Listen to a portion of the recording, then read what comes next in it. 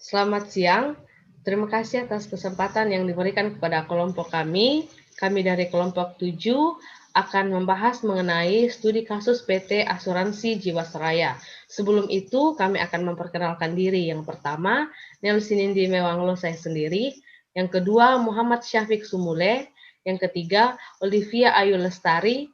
Yang keempat, Peggy Linewani Alvita. Dan yang kelima, Dewanto.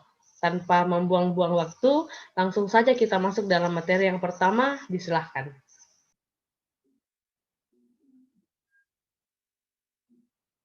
Materi yang pertama yaitu pendahuluan. Di sini dijelaskan bahwa PT Asuransi Jiwasraya Persero merupakan perusahaan asuransi milik negara tertua dan terbesar di Indonesia. Pada Oktober 2018, Jiwasraya telah gagal bayar atas klaim polis jatuh tempo nasabah JS Saving Plan sebesar 802 miliar. Akibat buruknya tata kelola perusahaan dan lemahnya pengawasan otoritas jasa keuangan. Kasus ini menarik untuk dianalisis dengan fokus pada alternatif solusi penyelesaian bagi perusahaan. Apakah pembubaran atau penyelamatan? Perusahaan dapat melakukan pembubaran karena pailit, atau pemerintah dapat melakukan penyelamatan melalui privatisasi bailout dalam bentuk penyertaan modal negara, pembentukan holding BUMN asuransi atau akuisisi. Saat ini pemerintah sedang melakukan proses pembentukan holding BUMN asuransi untuk menyuntikkan dana ke Jiwasraya. Pemerintah perlu melakukan reformasi lembaga keuangan non-bank yang mencakup pengaturan, pengawasan, dan manajemen risiko. DPR Republik Indonesia melalui fungsi pengawasan hendaknya terus mengawal penyelesaian kasus Jiwasraya untuk mengembalikan kepercayaan masyarakat terhadap perusahaan asuransi dan pemerintah.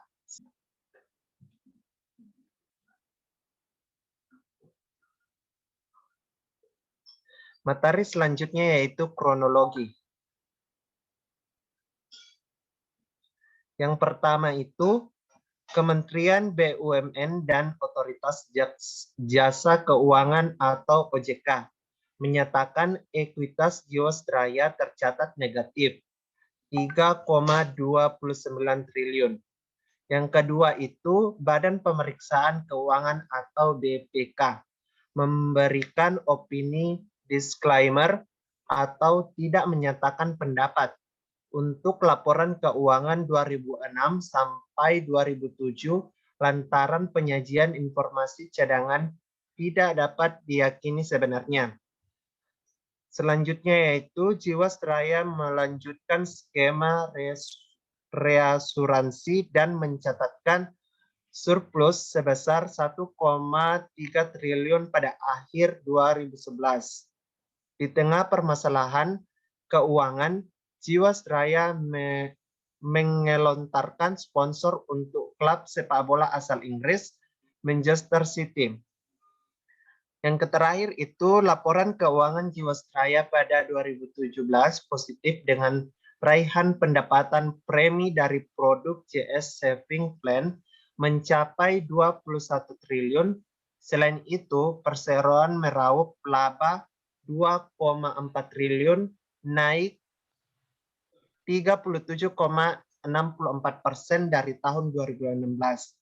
Selanjutnya, kronologi. Direktur Pengawasan Asuransi OJK Ahmad Nasrullah menerbitkan surat pengesahan cadangan premi 2016 sebesar 10,9 triliun. Agustus 2018, Menteri BUMN Rini Soemarno mengumpulkan direksi untuk mengalami potensi gagal bayar perseroan. Ia juga meminta BPK dan BPKP untuk melakukan audit investigasi terhadap Jiwasraya.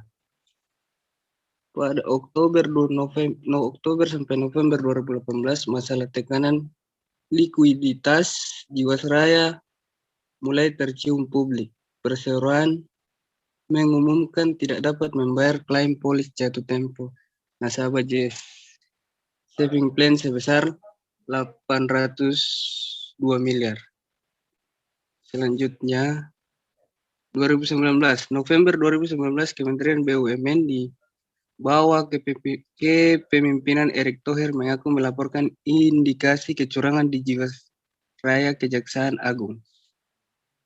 Hal itu dilakukan setelah pemerintahan melihat secara rinci laporan keuangan perusahaan yang dinilai tidak transparan.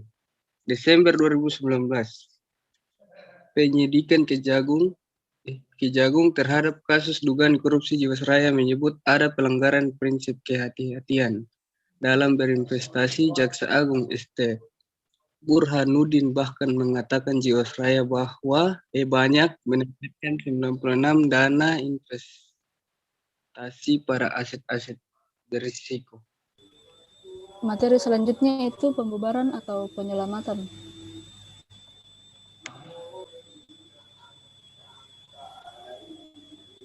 Sesuai pasal 142 ayat 1 huruf E Undang-Undang Nomor 40 Tahun 2007 tentang perseroan terbatas, dan melihat kondisi keuangan Jiwasraya saat ini, maka perusahaan pembubaran perseroan terjadi karena harta kekayaan perseroan yang telah dinyatakan pailit berada dalam keadaan insolvensi, sebagaimana diatur dalam Undang-Undang Nomor 37 Tahun 2004 tentang kepailitan dan penundaan kewajiban pembayaran utang.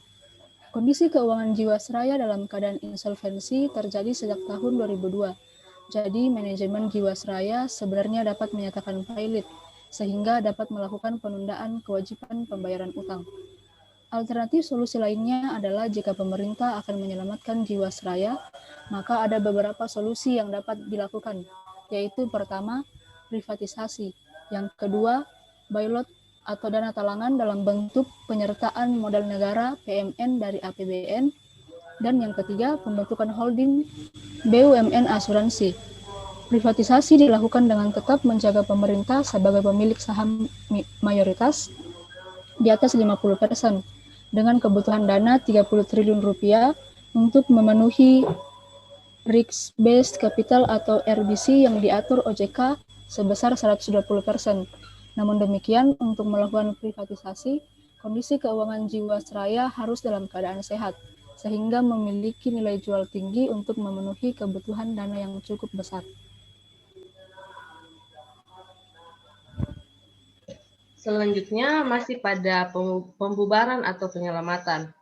Upaya penyelamatan Jiwasraya melalui cara bailout dengan PMN perlu mempertimbangkan kondisi keuangan negara atau APBN saat ini. Rencana pemindahan ibu kota negara yang sedang menjadi fokus pemerintah tentunya membutuhkan biaya besar, sedangkan kondisi penerimaan negara dari pajak belum optimal.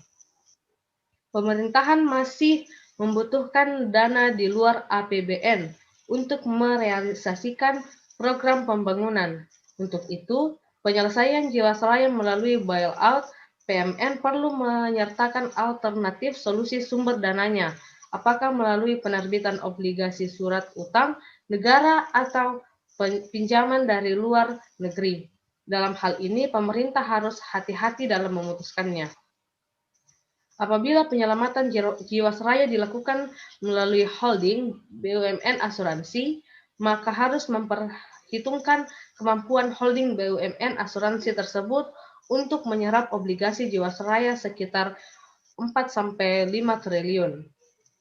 Hal ini mengaburkan tujuan utama holding untuk meningkatkan daya saing pada republika.co.id tahun 21 Januari 2020.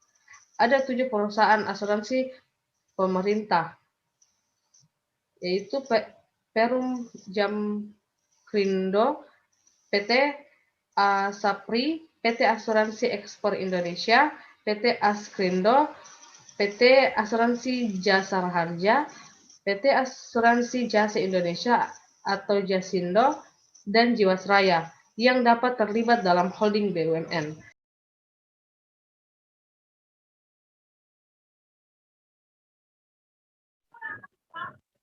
Selanjutnya yaitu Selain ketiga cara penyelamatan tersebut di atas, strategi keempat adalah dengan menawarkan Jiwasraya untuk dilakukan akuisisi oleh perusahaan lain.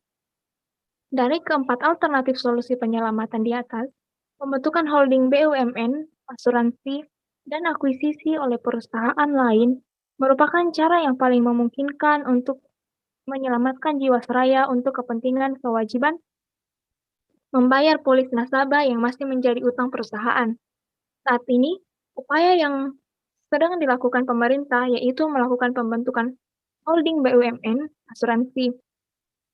Induk holding BUMN asuransi direncanakan PT Bahana Pembinaan Usaha Indonesia atau Persero dan akan diisi oleh perusahaan BUMN Astrindo, Jasa Raharja, Besindo.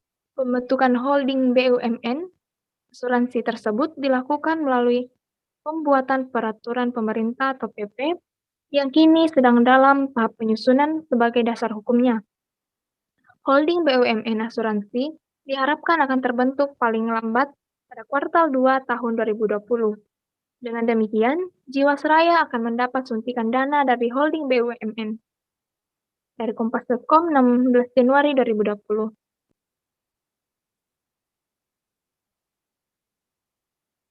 Kasus salah kelola pada BUMN Jiwasraya dapat menurunkan kepercayaan masyarakat terhadap perusahaan asuransi Indonesia. Hal ini menjadi pelajaran berharga bagi pemerintah khususnya OJK dalam mengatur dan menata industri perasuransian ke depan dan mengambil solusi yang terbaik dalam penyelesaiannya.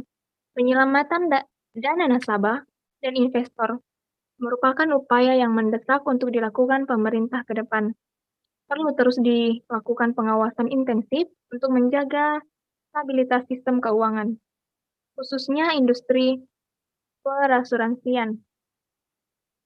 DPR RI perlu mendesak Kementerian BUMN agar segera menentukan OJK untuk meningkatkan pembinaan dan pengawasan yang intensif terhadap lembaga-lembaga keuangan khususnya non-bank. Hal ini dikarenakan kasus Jiwasraya dapat berdampak sistematik pada sektor keuangan non-perbankan, di mana transaksinya menyangkut para investor dan nasabah pemegang polis dalam jumlah yang sangat banyak. Sekian dari kelompok kami. Jika ada salah-salah kata, mohon dimaafkan. Terima kasih.